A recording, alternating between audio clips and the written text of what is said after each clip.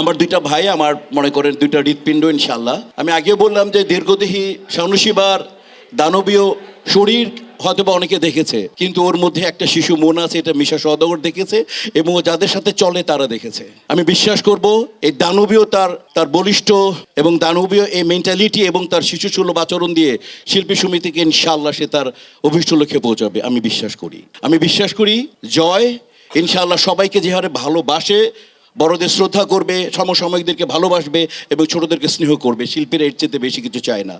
আমি আজকে থেকে আপনাদের সামনে, মিডিয়ার সামনে আগামী 2 বছরের সমস্ত রকম দায়িত্ব পালনের জন্য এবং মন থেকে কংগ্রাচুলেশন জানিয়ে আমি দায়িত্ব বুঝিয়ে দিলাম এই আমার 2 ভাইকে।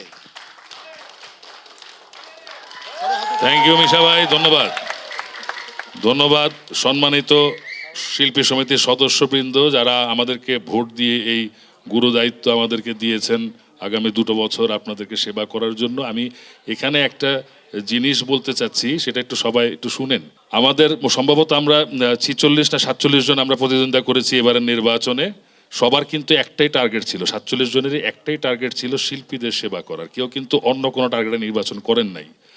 তো যেহেতু সবার একটাই টার্গেট ছিল, হয়তো ভোটের ব্যবধানে কেউ পরাজিত হয়েছেন, কেউ জয়ী হয়েছেন, কিন্তু টার্গেট যেহেতু একটাই ছিল শিল্পীদের সেবা করার জন্য, তাই আমি সিদ্ধান্ত নিয়েছি যে বিভিন্ন যে উপকমিটিগুলো হবে, যেমন সাংগঠনিক প্রশাসনিক উপকমিটি, কালচারাল অ্যান্ড আদার্স অ্যাফেয়ার্স উপকমিটি, তারপরে আপনার যেটা আমাদের ফিনান্স উপকমিটি, সেগুলাতে আমরা যারা নির্বাচনে অংশগ্রহণ করেছেন তাদের মধ্যে থেকে যারা আগ্রহী সবাইকে আহ্বান জানাবো, আপনারা সেখানে যুক্ত হয়ে আমাদের শিল্পী সমিতির সাথে কাজ করবেন। ধন্যবাদ।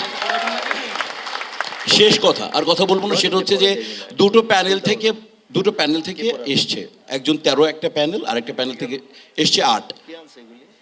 আল্লাহর ওয়াস্তে আজকে থেকে আর কোনো প্যানেল করবেন না, একটাই প্যানেল, বাংলাদেশ চলচ্চিত্র শিল্পী সমিতি, একটাই প্যানেল।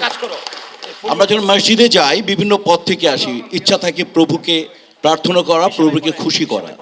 আমাদের সবার ইচ্ছা শিল্পী সমিতির উপকার হোক, বাংলাদেশ চলচ্চিত্রের উপকার হোক। Thank you very much.